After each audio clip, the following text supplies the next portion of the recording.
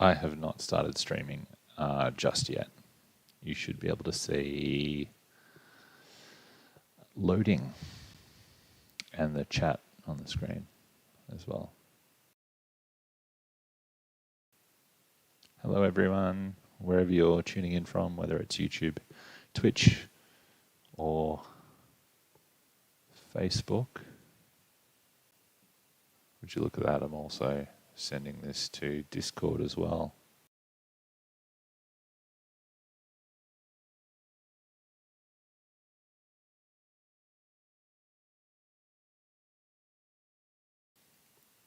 We'll get started in a few more moments.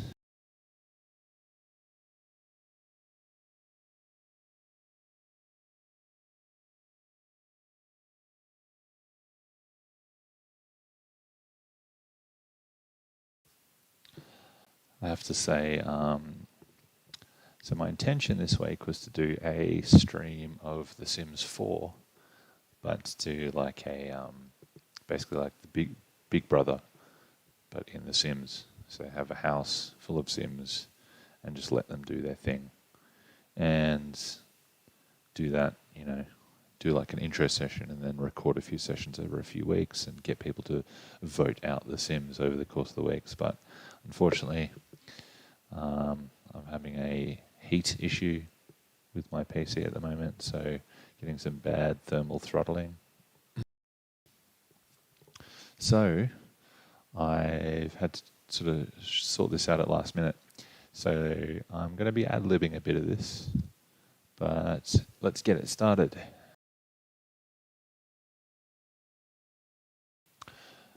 So this week, I'm going to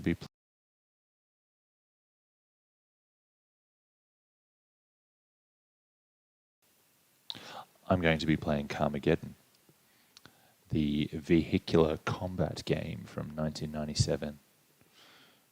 So I'll just get it started first up, and let's watch the intro video. It has got a very, very metal very, very metal soundtrack, this game. Done by Fear Factory.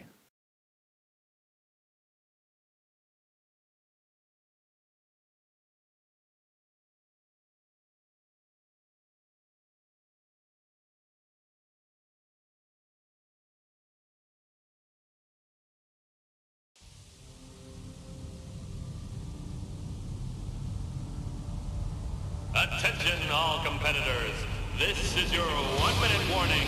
I repeat, 1 minute to race commencement. Members of the public, you now have 1 minute to reach minimum safe distance.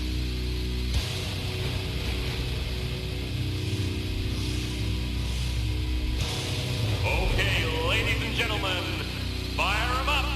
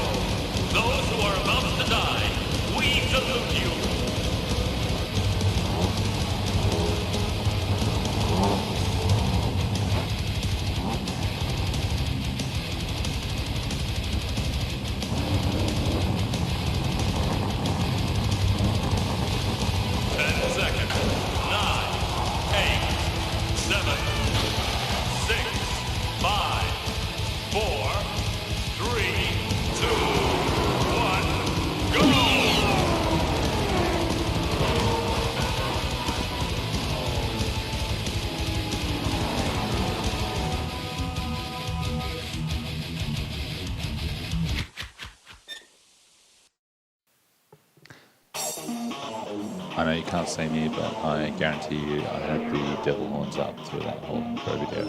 Pretty awesome. So this is Carmageddon.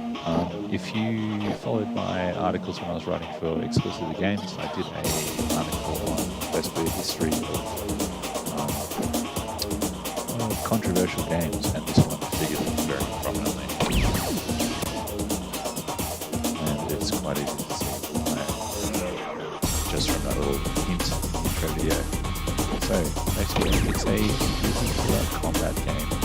So it started out. It was released in 1997 by Stainless Games. Publisher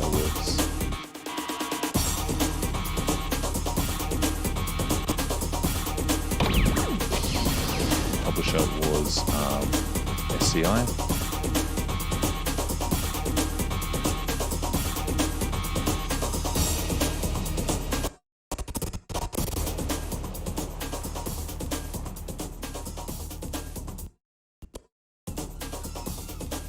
Ooh, might have a technical issue there, sorry.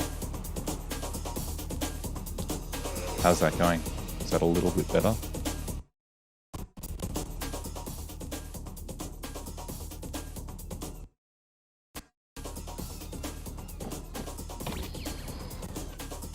How's that? A little bit better?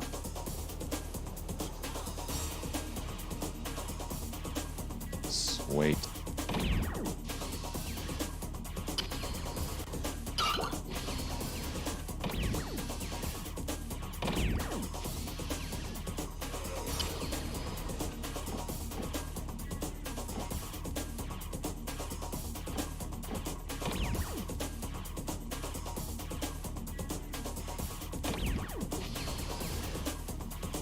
So it was published by SCI, and the background story for Carmageddon is kind of interesting, really.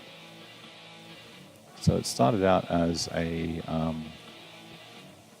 basically the goal was to do a 3D destruction derby sort of game,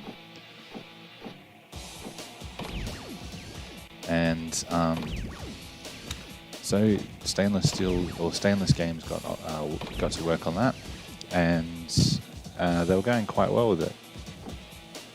And then in 1995, Psygnosis released a game called Destruction Derby, which was pretty popular. And so Stainless sort of thought, how are we going to differentiate this game from Destruction Derby? So they said, I know, let's add people to it. Not people driving the cars, people that you run over and kill when you're racing. So from the outset, they were sort of pushing the limits of taste. They originally wanted to make a Mad Max themed game. 5, 4. What is going on here?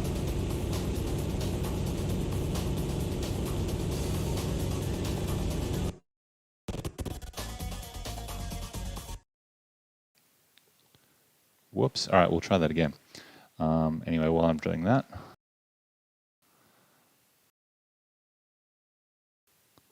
have a bit more of chat. So they initially wanted to make a Mad Max game, and they couldn't actually find out who owned the license to Mad Max. So they sort of shopped around.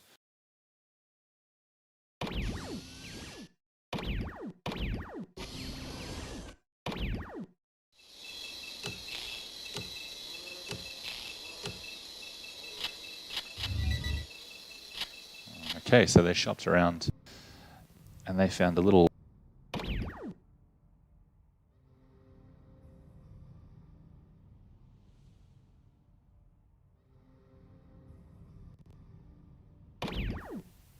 there we go. So they found a little 1975 film called The Death Race. The Death Race was cheesy, apparently crappy movie. I've never seen it. I probably would love to see it at some point.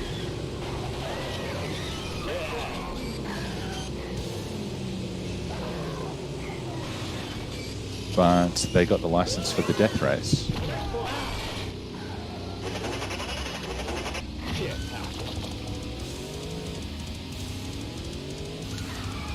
And so they got to work on making that, and eventually, sort of getting close to release, at the time there was a sequel in the works for the Death Race. The original movie starred David Carradine. You know him from the Kill Bill movies and a million other sort of martial arts movies and that sort of thing.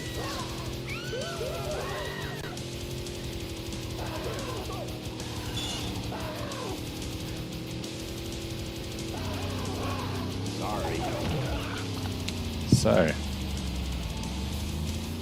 the sequels for the Death Race was in the works at the time, and then it got cancelled right before Carmageddon was released. So they'd almost completed this game, and the publisher had a look at what they completed so far, and they were like, well, it's looking pretty good. How about we create our own IP? And so that's how Carmageddon was born.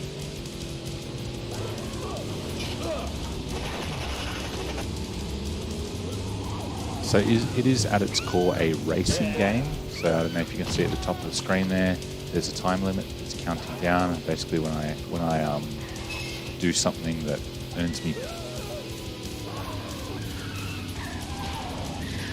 like crashing into someone or running over a pedestrian or something, my time goes up. Or if I go through a checkpoint, my time goes up. The core of the game is to win the race, essentially. But I've been playing it a fair bit, and most of the time it's more fun just to destroy everyone rather than try and win.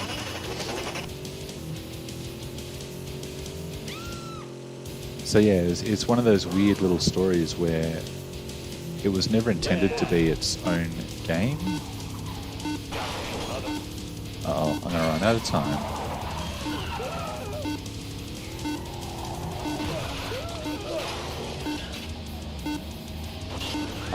But yeah, it sort of eventually came together to be its own IP. Now I remember came out in 1997, and I remember it in the stores, sort of being cordoned off in this, this own area of the store. There was this genuine concern that, if you let your children play this game, within the space of 2 weeks, they'd be running people down in their cars, turned into homicidal maniacs. Oh no, out of time. We'll try that again. I'll pay a bit more attention.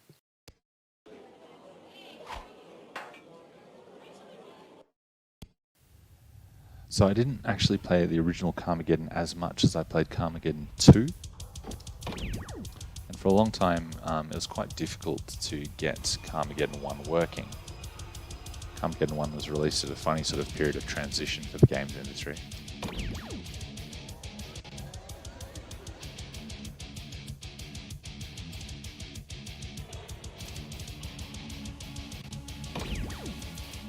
See, in 1997, a lot of developers were still releasing games for DOS, particularly games that had high system requirements, because DOS gave them easier access to a computer's hardware. And Microsoft, get off me, you bastard.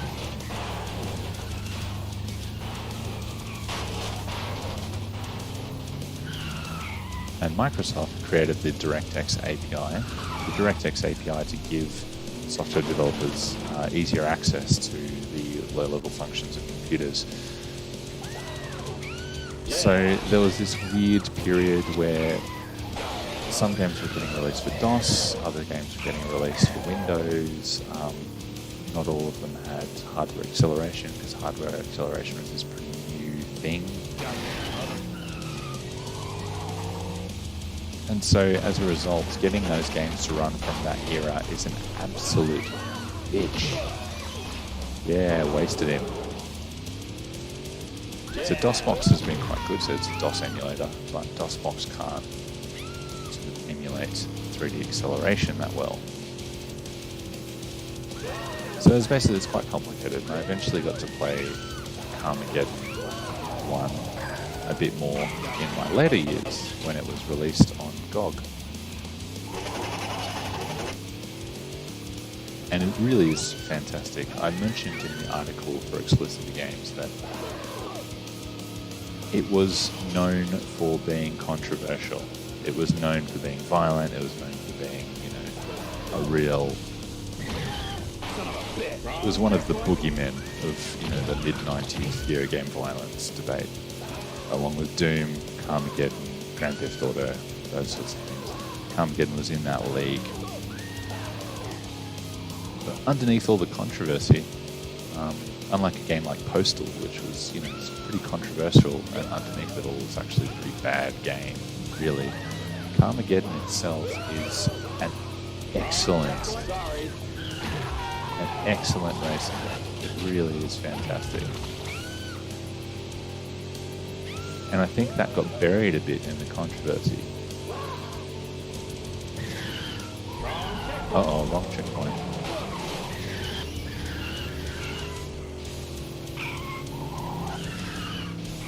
Oh well, let's just destroy some people. So, 1998 saw the release of Carmageddon 2, Carpocalypse now. And by 1998, the whole debate around video game violence had sort of had a bit of the teeth taken out of it. The industry was really starting to take off, and people were sort of, the dot-com era, and people were more interested in the financial importance of games rather than the controversy of them. Can everyone see the video? Son of a bitch.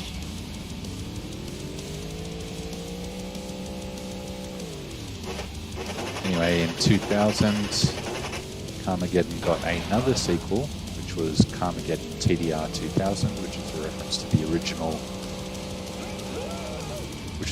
to the original movie that the game was going to be based on. And again, by 2000, video game violence is well and truly out of the sort of the debates. The idea of an edgy racing game was not really so edgy anymore. For example, we had GTA, Max Payne, all sorts of games were well and truly taken off by then. So any sort of X factor that Carmageddon had for being, violent, sort of edgy, comedy type game, they'd lost that. And so the TDR 2000 was a bit of a fizzer as far as games go, and also it didn't really add much to the genre. It sort of took the old formula and just sort of made a few changes, and that was it.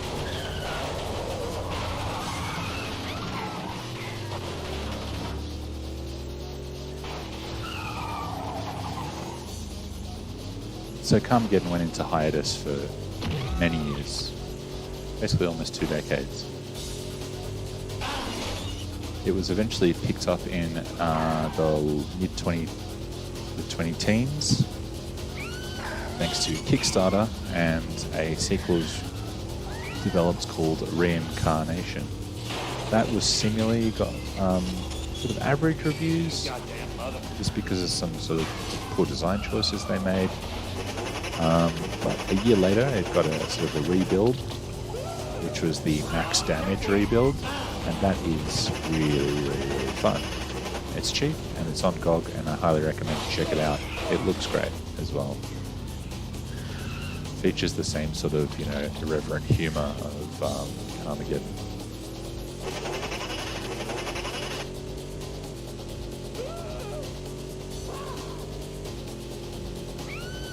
Wrong checkpoint. Now I've missed a checkpoint somewhere, so I'm just in the destroy the other cars mode. There we go, wasted.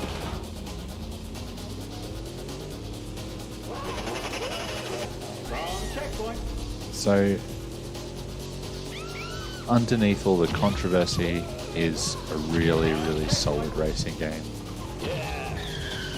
It's on sale on GOG for about $15 or $14 or something like that. $14 Australian, $10 US, I think. But you can usually pick it up on sale for like $2 or $3, and it's well worth it.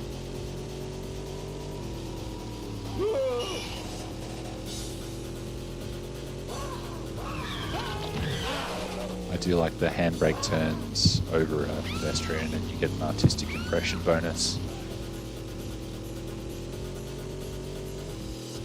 So yeah, I can definitely see how it sort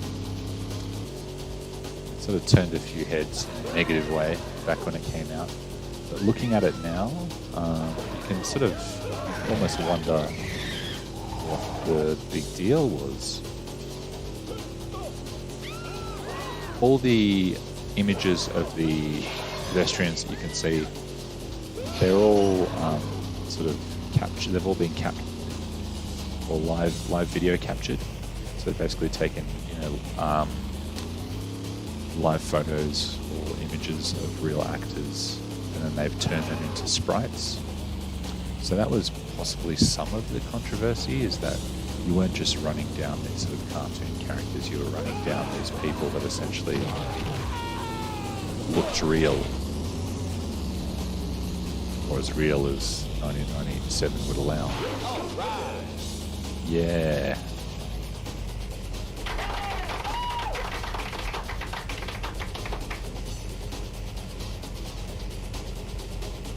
But in hindsight, that sort of violence it's not that bad.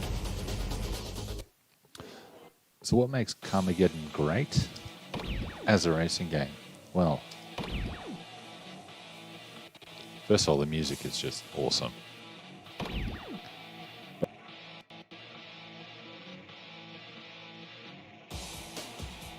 One thing that stands out to me is the freeform levels.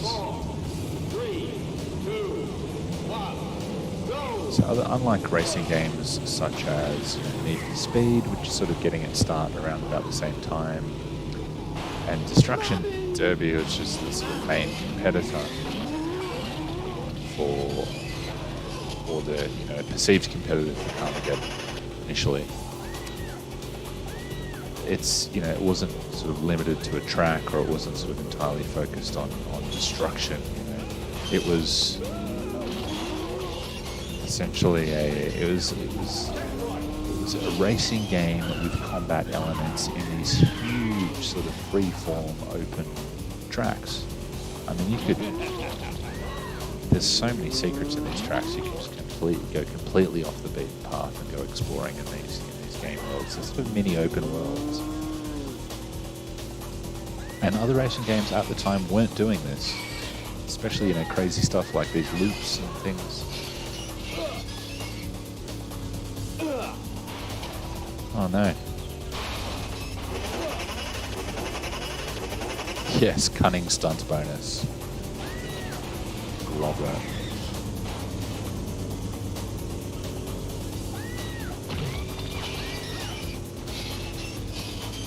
Goddamn mother. So Carmageddon's great because it stands out with these all these little elements that make it unique.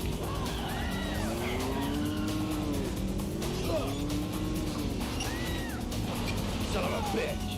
And I don't think any other racing game has really matched it. Looking in the context of the time in which it was produced, I don't think any other racing game has really matched it in its sort of ambition, what it was trying to achieve. Sorry. Definitely not. No other racing game has matched it, but as controversy goes, I mean, if you remember when Carmageddon was released, it was a big deal. It was one of those few games that in the mid-90s sort of managed to get into the mainstream discourse rather than it sort of escaped the then niche video game journalism. Say your prayers. Sorry. Sort of walled garden, I guess.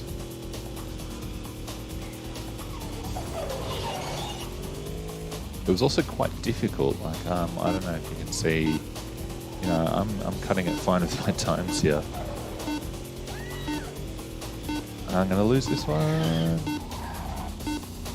Oh, shit!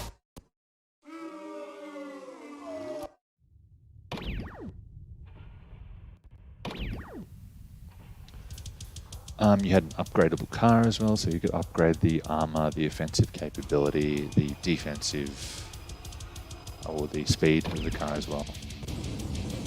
So it had all these little elements that made it stand out. And as I said, it just got all buried in the controversy. The driving model, it's hard to sort of see, but the driving model has this real slippery,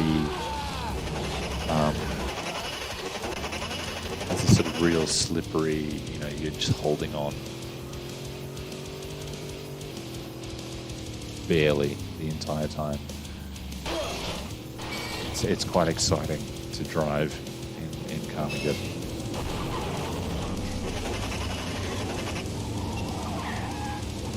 So combine it with these crazy levels, really fun driving model, sort of carnage, a bit of humor in there. It's really a lot of fun. It was banned in quite a few countries.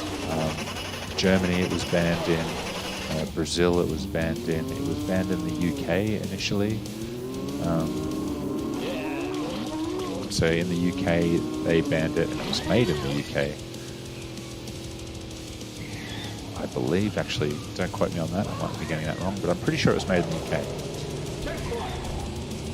And the UK government basically refused to classify it unless the developer made a few changes. One of those changes was they turn all the pedestrians into robots and they turn all the blood into oil from the robots.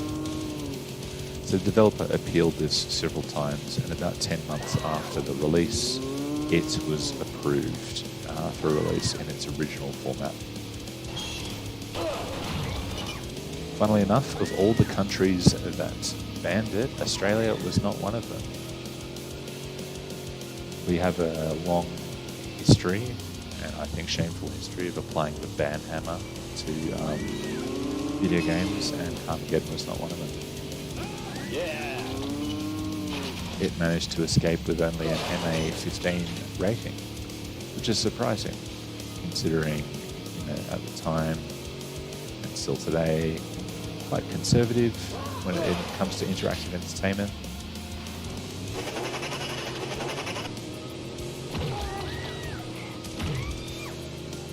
But yeah, so in some ways we've sort of gone backwards as far as classification goes.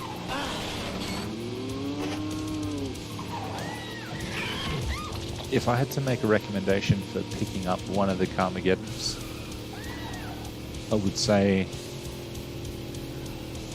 the DOSBox version is great. It's a lot of fun. It's actually, not sure, graphics are personal opinion, but gameplay-wise, it's aged really, really well. Handles well. It's, you know, it's mechanics-wise, it's fairly modern. But if you're going to pick up any of the games in the series, I'd pick up the first one on sale if you can, and then maybe grab the Carmageddon Max Damage, essentially the sort of 2016 version of Carmageddon. You can get that on console as well. It's essentially Carmageddon with nicer graphics, a few sort of quality of life features.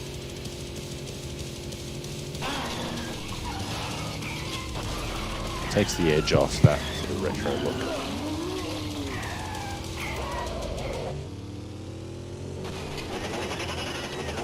If you're not into that, I happen to love the retro pixelated look.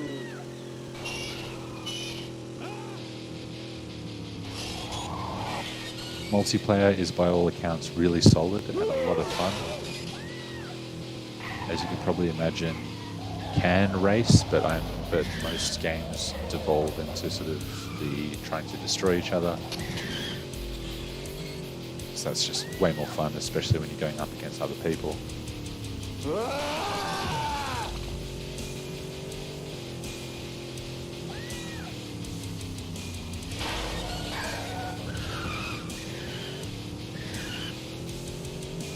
But I have unfortunately never played multiplayer Carmageddon.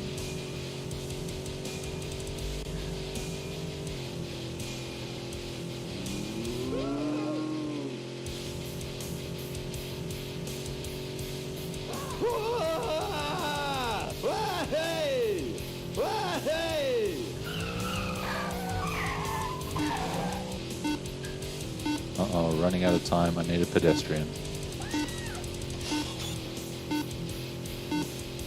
So the time limit's quite brutal. You can play it on the easier mode, for example. It takes the edge off as well.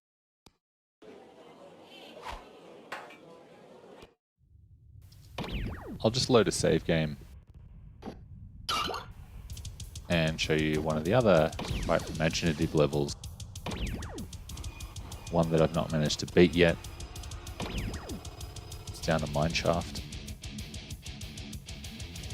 There's all sorts of crazy stuff, like there's the the beachside one you just saw, there's one in the city, there's a snow level, there's this one which is down a mine shaft. The level design is really, really cool. And it's quite easy to get lost if you do try and go the racing sort of path. It's quite easy to get lost in these levels. When you get lost, you're basically forced into taking the kill everyone route. Because the AI, they don't just try and race. Like some of them will try and race. Other AI will just spend the entire time trying to kill you. Some of the AI will race, but then opportunistically go after you. Sorry. Pinball mode. So yeah, there's a few power-ups. They're quite fun. Let's try pinball mode out. Here we go. So when you hit someone, they basically bounce around like a pinball. Great way to do a lot of damage to someone really quickly. See ya. Down the hole with you.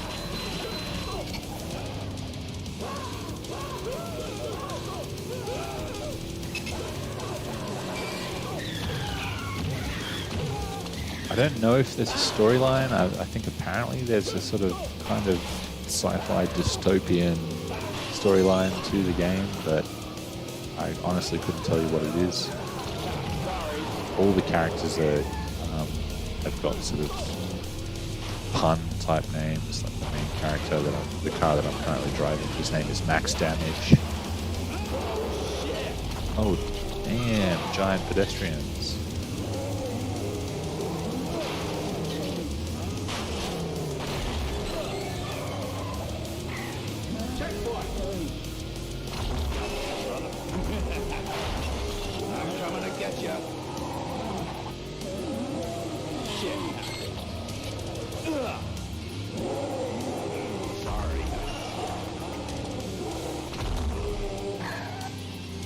Uh-oh.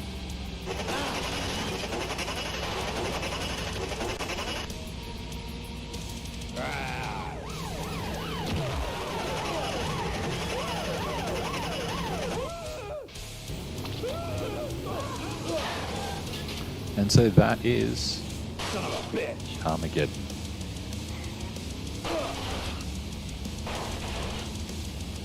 Let's probably kick on playing this for a little while if you want to. But otherwise, that's it. Are there any questions about Carmageddon?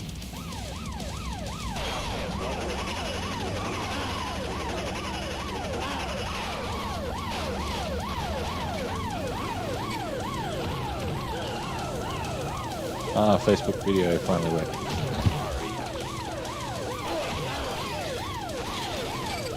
So some levels have these annoying police cars that basically they just try and destroy you. I am totally lost.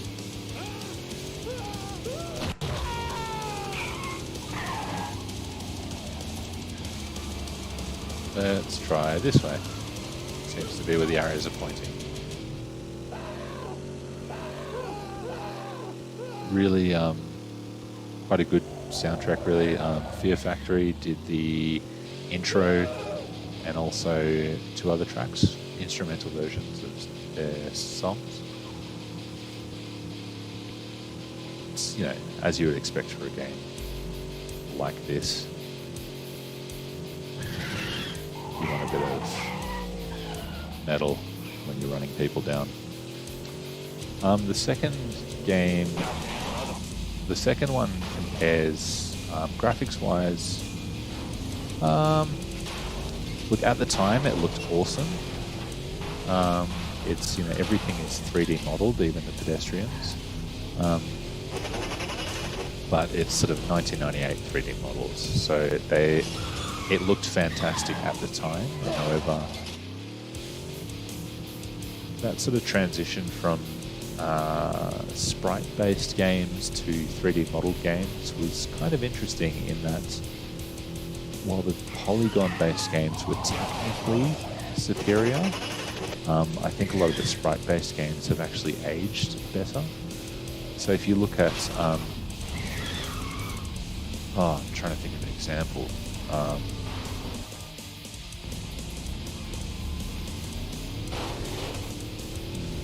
Trying to think of an example. So like a strategy game, like Dark Reign. So you got Dark Reign 1 and Dark Reign 2. Dark Reign 2 came out in about 99, I think, and it basically followed the trend of everyone else in the industry of doing 3D models of everything. Whereas Dark Reign 1 came out in 97, and it used sprites for everything. So basically hand-drawn sprites, the sort of 2D pictures, and they animated them. And I think Dark Reign 1 has actually graphically aged a lot better because a hand-drawn picture, even if it's pixelated, it sort of maintains a bit of sort of its artistic clarity, whereas polygons, at the time, we knew what they represented and they looked amazing. But if you're coming to these games as a modern gamer that maybe didn't grow up in the era, it's not as clear, it's a bit more jarring. Another example would be, for example, the Elder Scrolls games. So 1996, Daggerfall. And Daggerfall's still got quite a following. There's currently a Unity remake in the works. Whereas Morrowind, which was released in 2002, that was all polygons and stuff, and at the time that looked amazing. But going back to it now, it's a jarring experience, even if you do have the nostalgia of playing it at the time. So Carmageddon 2 looks great at the time. I think it still looks pretty good, but it's sort of a matter of personal opinion. Carmageddon 1 was sort of in that transition phase where there is a lot of sprite work, but there's also 3D modeling work. It was one of the early games with 3D acceleration, so yeah, it's hard to say.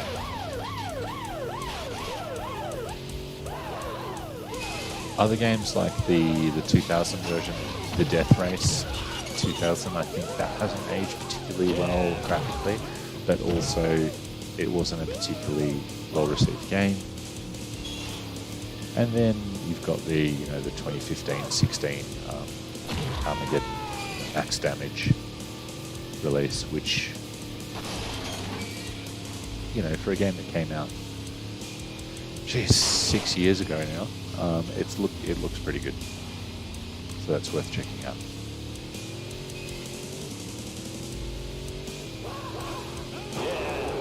So I don't know if you're getting the impression, but I am lost in this level. I don't know where other people are. The levels are massive, and they have underwater sections. And the car's torque actually plays out really interestingly in water. If you accelerate too fast, you sort of flip over and stuff, depending on where the whether you're rear-wheel drive or front-wheel drive or four-wheel drive, where the engine's positioning. So there's actually sort of an odd amount of, you know, physics detail in it for a game that is essentially just a piss take, really.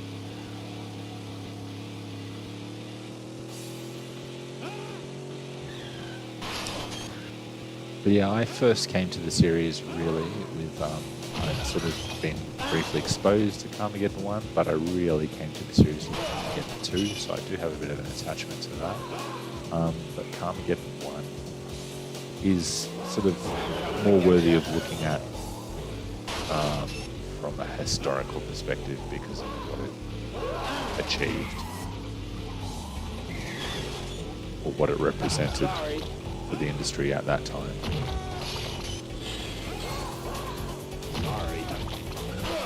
As for next week's stream, I'm really not sure where I'm going to go next. I suspect that I'm going to have the issue with thermal throttling for a little while, so I'm going to probably continue to stick with, you know, the retro titles, which is, you know, that's the fun part really. But I'm thinking perhaps next week of doing one of the build engine games. So the build engine was the 3D Realms first-person shooter engine, popularized by one game that everyone knows, Duke Nukem 3D. However, it was used in several games, including Redneck Rampage. There was a game called William Shatner's Tech War, which was basically a sci-fi game based on a novel written by William Shatner. I never played it. I don't know what it's like. That could be an interesting to check out. And there's a bunch of other build engine games, such as Blood, which I've already streamed. But I might check out Duke Nukem 3D. If you have any suggestions, hit me up.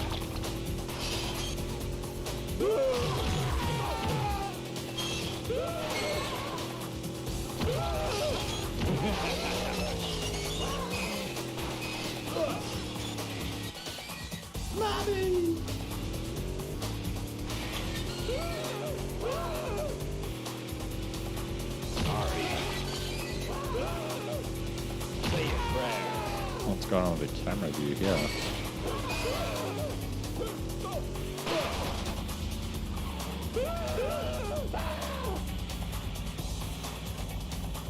There we go.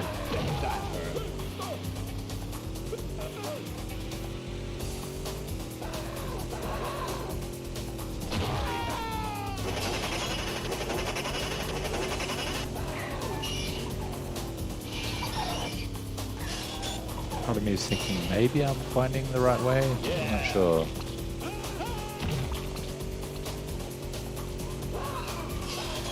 Oh.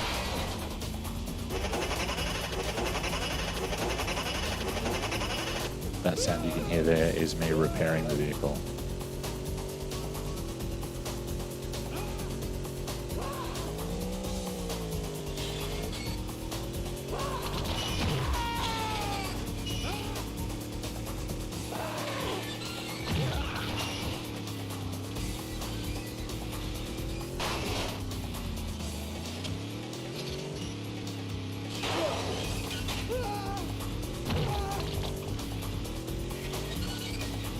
I can just imagine the horror on a parent's face when their child has asked for, please can you get me Carmageddon for Christmas back in 97. So they get Carmageddon for Christmas and then the parent sees what Carmageddon is.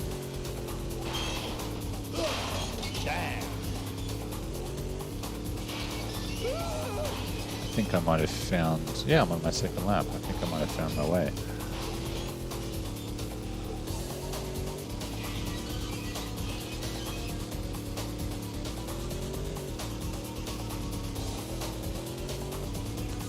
Ooh, no, still on my first lap actually.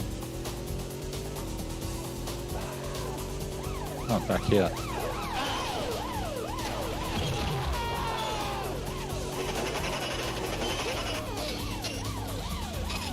But let's try and go down here.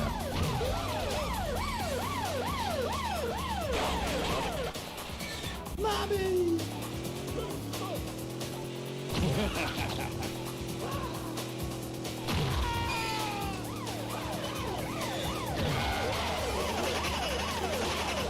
So I guess that could be possibly a criticism of the game, would be those levels are, well, a couple of them, this one in particular, is incredibly easy to get lost in.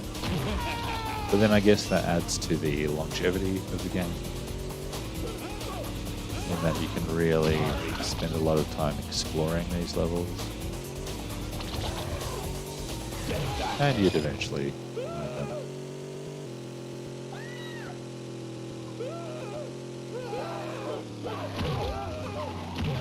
Coming to get ya.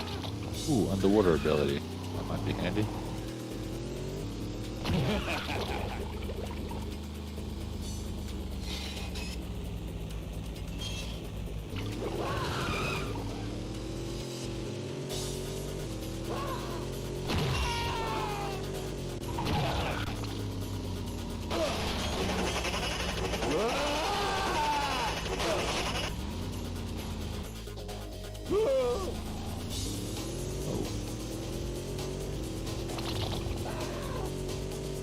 Sorry.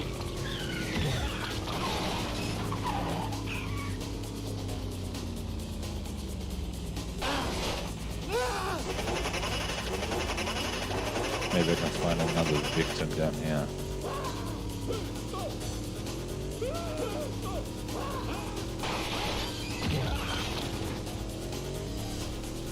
He's gone.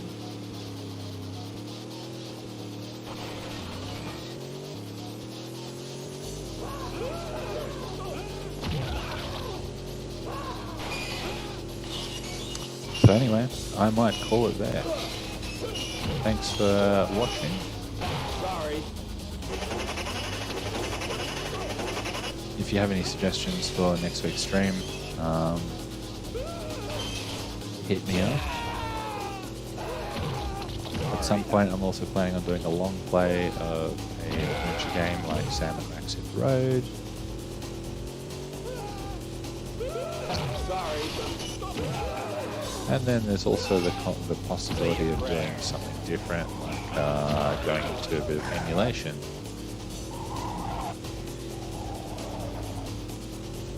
Emulating the Super Nintendo or the original Nintendo or Sega or something on the PC. Along the lines of my DOSBox video late last year, I could do a sort of emulation walkthrough, something like that. Hello. Cool.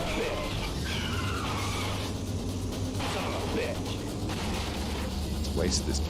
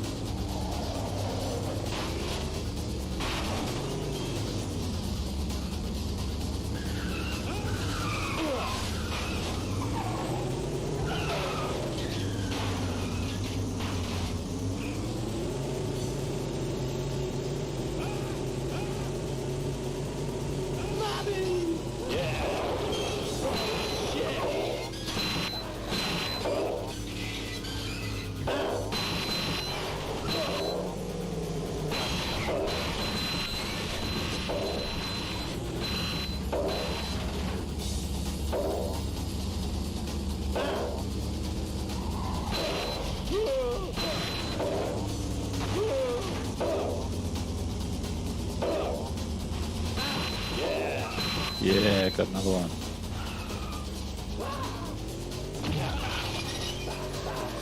Alright. But yeah, thanks for watching. And I'll see you next week for some more video game classic mayhem. Bye bye.